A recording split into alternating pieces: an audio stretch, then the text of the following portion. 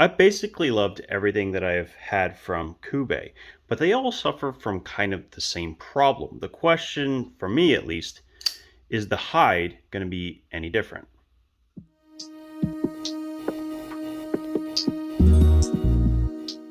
This is now the third knife that I have tried from Kubey, and so far I'm very, very impressed. In fact, the first one that I got, the Royal, I just fell in love with. I always said that if this had 14C28N, I would have been super, super happy with it. And I still think that's the case, by the way. This is a fantastic knife. And then after we took a look at the Royal, we got the Monster Dog, which is this ultra stout sheep's foot design, and man, cool knife. 14C28N, of course, my favorite steel, and just a really good action as well. So on top of everything else, really great action. Loved it. And then we got the Hyde, which was the most recent knife, and I have to say it's by far the best one yet. So much going for it, with one major downside. We're going to get into the downside, but first let's run through the knife itself. Let's pull these out, put these away, and let's talk about the Hyde. So first of all, blade length. Blade length on this is going to come in just under 3 inches, which is fantastic, meaning it's going to be legal pretty much everywhere. But what I like is, even though it has a 3-inch blade length, it has enough handle that I'm not feeling like I'm falling off the end, and I could even choke up if I need to get right behind that edge and push really hard without losing any control. And I really like that as well. Now you may notice, before we get to this, let's finish up with the features. Deep carry pocket clip, recessed screws, fully ambidextrous clip, milled liners, okay, stainless steel stays, and opening mechanism. Check this out. It's a front flipper, but it's actually also a top flipper, because they were able to round this all the way to the back because of this awesome mechanism that they've created. The stop pin actually stops there instead of up top, and that's allowed them to use a lot more of this real estate. Very, very neat. Now, you can open this a lot of different ways. You can reverse flick it. You can flick it like you would normally with a thumb stud, no problem. And yeah, you can roll it with your thumb as well. So there's a lot of ways to open with this knife. And as you can see, the action is, well, phenomenal. This is actually fantastic, right?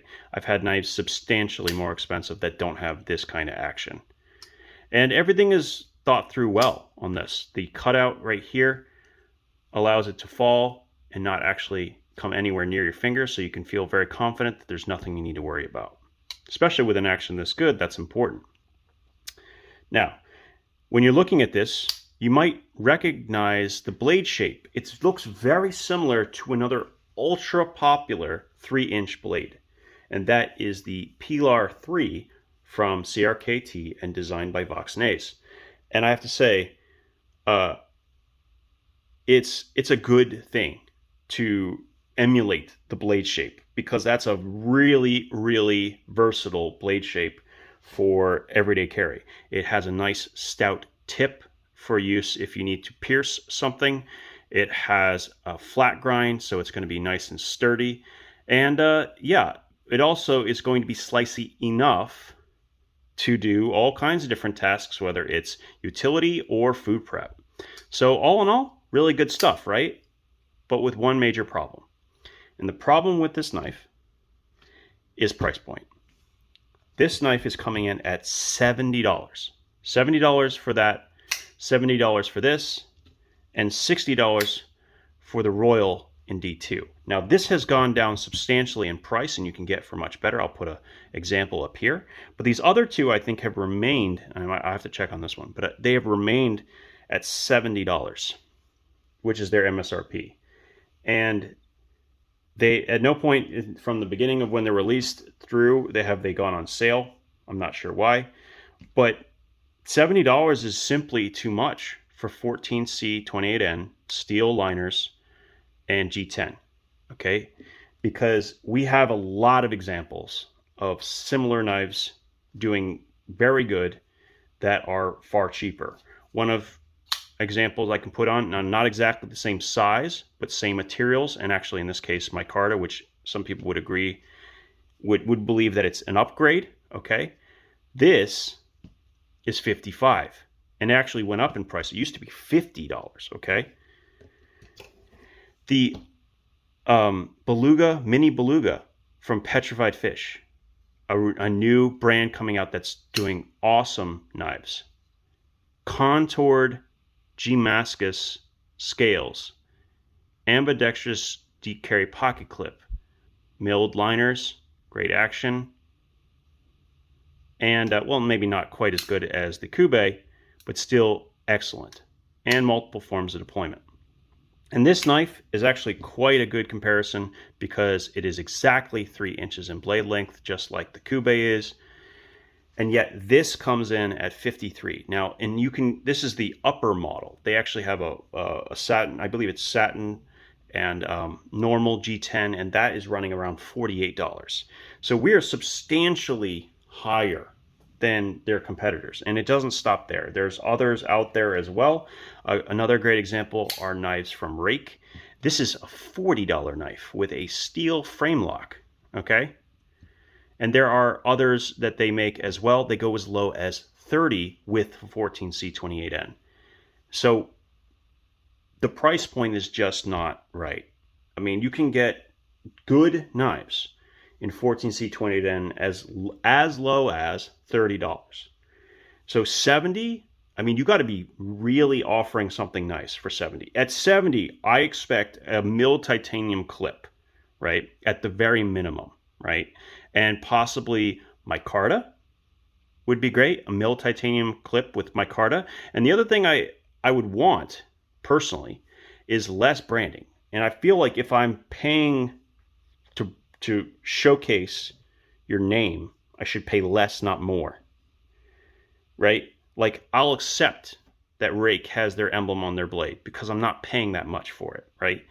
I'll accept, you know, some of that. But ever since Civivi came on the scene, and I hate to bring this up, but I'm trying to maybe help Kubey out a little bit here, we started to expect that I don't have to, you know, billboard for a given company, and I could still get a great value knife. If you're putting your emblem on it, you should be subtracting some cost to the consumer, because I'm doing my work. It's doing some work for you when I show it on my Instagram. And believe me, I don't want that there. I don't. It doesn't look that great in pictures. It's not very satisfying to look at. It's an eyesore on what is otherwise a beautiful knife, right? So yeah, that's really all I have to say. I mean, it's one of the nicest 3-inch blades that I have played with. I mean, I am absolutely going to be happy to carry it, show it off, and everything else. But if I were to recommend this knife, I couldn't do it at the $70 price point. It has to drop in price. It has to. Even the criminally overpriced brand, which is CRKT, is offering their Pilar 3 with D2 at $55 on average, you know, from various different places. And so 70 is way outside the realm of the material costs here. It really needs to come down in order for it to be an option. But without, you know, other than that, I got no criticisms. They really nailed it. They really, really nailed it. It's a fantastic knife. The action is phenomenal. It's super enjoyable to use. I love how many different ways there is to actually open this thing. And the action is definitely addictive. I agree with that.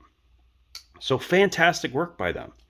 Just need to drop that price. And you could do that right now. They literally could just put them on sale right now for $55, and they would do great. They just showcase that on their Instagram profile, their various different social media, and get people hooked. Because I think this knife would hook a lot of people into the brand, even with the branding on the side, as long as the price point matches it. $55. Start there, and I think we're in great shape. Anyway, that's it for today. This is just a quick, well, well, I guess it was a quick showcase of the Kubey Hyde. Great knife, absolutely awesome, with one flaw that's easy to fix. You guys have a great one, and we'll talk again soon.